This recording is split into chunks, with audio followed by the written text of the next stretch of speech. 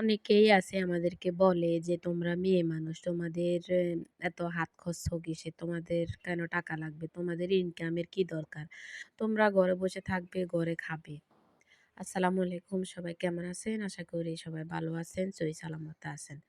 তো আজকে দুপুর থেকে ভিডিওটা আমি স্টার্ট করেছি। দুপুরবেলা আপনাদের মানে আমার কালকে রান্না করছি ভাত, তো ভাতগুলো সবই থেকে গেছে।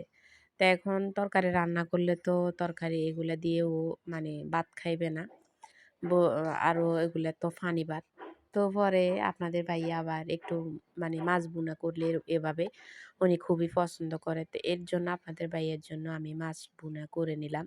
আর এদিকে ছোট্ট একটা পাতিলে ভাত রান্না করছি। আসলে আমি ভুল করছি, ভাত না রান্না করলেও হতো। কারণ পরে ভাতগুলো থেকে গেছে। আমি ভাত খাই নাই, শুধু আপনাদের ভাইয়া খাইছে। অসুস্থতার সাথে কোনো কিছুই খাইতে মন চাইতেছে না। তো এদিকে বৃষ্টি হচ্ছে দেখেন, গুঁড়ি, গুঁড়ি বৃষ্টি হচ্ছে। এখন আমার মাইয়া কান্না করতেছে। ওই সময় প্রায় ২টা বাজছে।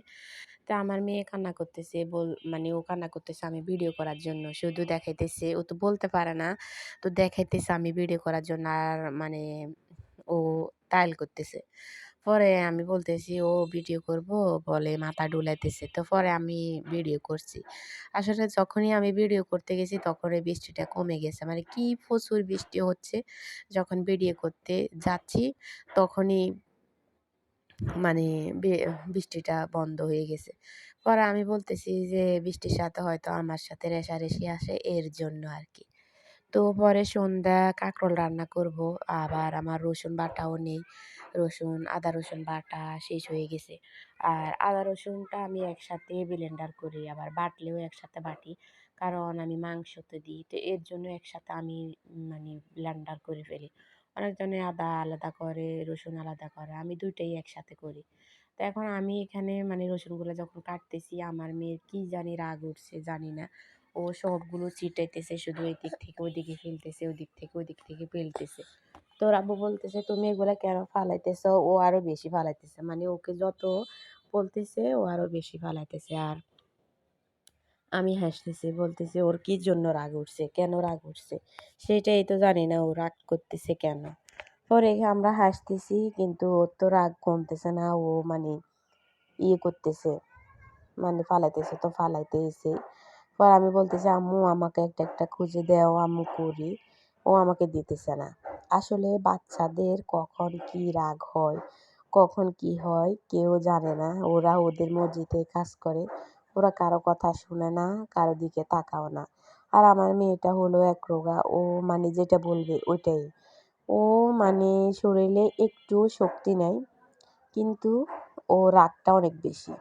আবার দেখতেছি ও আপুর কাইতেছে। আমি বলতেছি, "তুমি এখনো লেদা হইতে মন চাইতেছ, এখন আপুর কাইতেছ।" ও আবুর কাইতেছে, ওইটা করতেছে, এটা করতেছে। আমার কথাই শুনতেছে না। তো এগুলো রাত্রে ভিডিও তো এর জন্য এভাবে দেখা যাচ্ছে। আসলে আজকে অনেকদিন যাবৎ আমার খাওয়া-দাওয়া একদম বন্ধ হয়ে গেছে অসুস্থতার সাথে। কোনো কিছুই খাইতে মন চায় না। এখন আজকে আপনাদের ভাইয়া আমাকে ডাক্তারের কাছে নিয়ে যাওয়ার কথা ছিল। পরে আমি যাই নাই। এখন যাইলে সামনে ঈদ। তার ভিতরে এখন হাতেও একটু সমস্যা। এখন যদি ডাক্তারের কাছে যাই, ডাক্তার তো পরীক্ষা-নিরীক্ষা অনেকগুলা দিয়ে দিবে। তো পরীক্ষা-নিরীক্ষা এগুলো তো করাই লাগবে। তো পরীক্ষা-নিরীক্ষা করায় যদি আমি ওষুধ না খাইতে পারি, তাহলে ওষুধগুলো আর পরীক্ষা-নিরীক্ষাগুলো করায়ও কি লাভ? তো এর জন্য আর বলতেছি না ডাক্তারের কাছে এখন যাব না। পরে ঈদের পরে আল্লাহ বাঁচাইলে ঈদের পরে যাব। ওর আব্বুকে আমি এ কথা বলে আরকি আ ইয়ে করছি। বলছি যে এখন যাব না।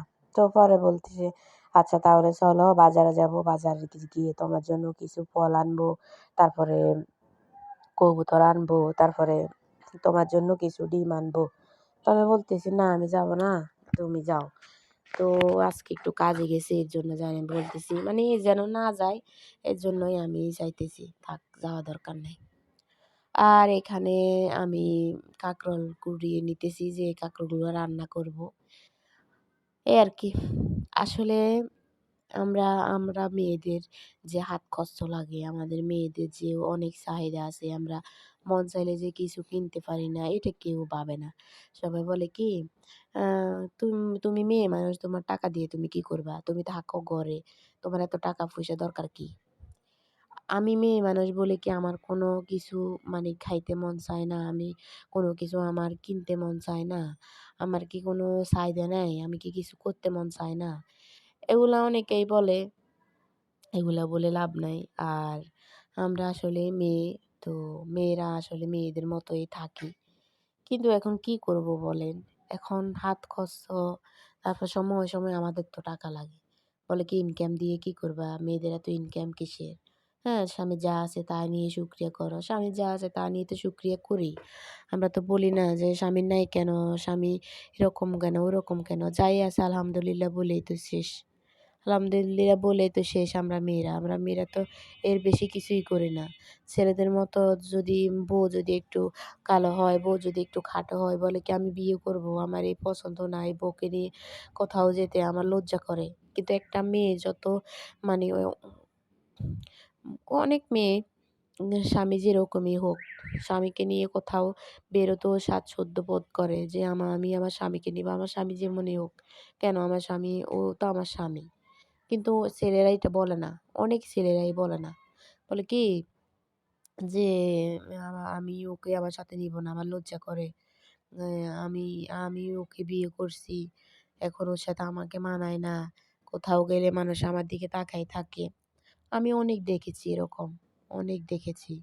মানে একটা ছেলে হয়ে গেছে কিংবা একটা মেয়ে হয়ে গেছে এখন ওর বউকে আর ভালো লাগে না। বলে কি ও আমি মানে আমার সাথে ওকে মানায় না। আমি ও কোথাও গেলে আমার লজ্জা করে ওকে নিয়ে গেলে। আমি ওকে আমার সাথে নিবো না কোথাও।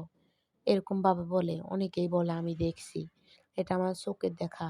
আমার চোখের দেখা আমি দেখছি। কিন্তু বিয়ের জন্য অনেক লাফালাফি ফালাফালি করছে। পরে বিয়ে করার পরে এখন এগুলা বলতেছে। অনেকজনে প্রেমও করে বিয়ে করছে। এখন প্রেম করে বিয়ে করার পরে এখন মেয়েটা যখন একটা বাচ্চা হচ্ছে, তখন ওকে আর ভালো লাগে না। বলতেছে কি আমার ভালো লাগে না। কোথাও নিয়ে গেলে আমার লজ্জা করে। ওর সাথে আমি কোথাও যেতে মন চায় না। এখন এই কথাগুলো বলে কেন? আগে বিয়ে করার আগে তুমি দেখতে পারো নাই? তো এখানে আমি ওই যে মাছের ডিম নিছি। আর একটা রসুন দিছি, একটা কাঁচামরিচ দিছি। কারণ আমার ছেলে বেশি মরিচ দিলে খাবে না। ওর জন্য মূলত ভাজা, কারণ আপনাদের ভাইয়া খেতে চায় না। আর আমিও তেমন খাই না। কারণ মাছের ডিম আমার কাছে ভালো লাগে না। মানে আমরা খাই ওই যে শিং মাছের ডিম, তারপরে ওই যে ট্যাংরা মাছের ডিম, আ তারপরে ইলিশ মাছের ডিম এগুলা খাই। কিন্তু ওই যে রুই মাছ, তারপরে এই মাছগুলোর ডিম মানে খাইতে ভালো লাগে না। এগুলা কিরকম মাটি, মাটি লাগে। পরে একটু হলুদ দিয়ে এগুলোকে ভালো করে মাখায় আমি মানে ডিমটা বসায় দিব। তো পরে আমার ছেলে খাবে আরকি। মানে বানাইতে, বানাইতে আমার ছেলেও মাদ্রাসা থেকে চলে আসবে। তো পরে ও খাবে। কারণ আমার ছেলের খুবই পছন্দ। ওর ডিমটা বেশি পছন্দ আরকি। তো এখন আমি চুলাতে বসাই দিছি। এমনও সংসার আছে এগুলা নিয়ে কথা বাড়াবাড়ি করে, করে একসময় মানে স্ত্রীকে ছেড়েই দেয়। বলে আমার ওকে ভালো লাগে না। আর এখানে আমি ডিমটা দেখেন ভাজা হয়ে গেছে। এখন নামিয়ে ফেলছি। এদিকে আমি মাছগুলো আপনাদেরকে দেখাইছি। আমি মাছটা ভাজি নাই। মানে কষায় নিছি। কষায় মাছটা আমি উঠায় নিছি। উঠায়ে তারপরে আমি কাঁকরোলগুলো এখানে দিয়ে দিছি। কাঁকরোলগুলো কষানো হয়ে গেছে। কষানোর পর আমি এখন এখানে মাছ আর টমেটো দিয়ে এখন এগুলা রান্না করে নিচ্ছি। এগুলো আসলে রান্না হয়ে গেছে, প্রায় হয়ে গেছে। তো আমি নামাবার পরে এখন আপনারা দেখেন। আর এখানে আমি সুজির পিঠা বানাবো। তো সুজির পিঠার জন্য এখানে আমি দিলাম আটা দিছি, আবার অল্প কটা চালের গুঁড়াও দিছি। তারপরে সুজি আমি কিছুক্ষণ ভিজায় রাখছি। আর এখানে দুধের গুঁড়া দিছি। চিনি, লবণ এগুলা তো আছেই। মানে আপনারা একদিন খেয়ে দেখবেন, অনেক মজা হয় পিঠাটা। আমার কাছে খুবই মজা লাগছে। তো রাত্রে বানাইছিলাম আমার ছেলে মাদ্রাসার জন্য। মানে ও মাদ্রাসা নেওয়ার জন্য। কিন্তু আমার ছেলেকে বাসা থেকে কিছু দিলে ওর পছন্দ না।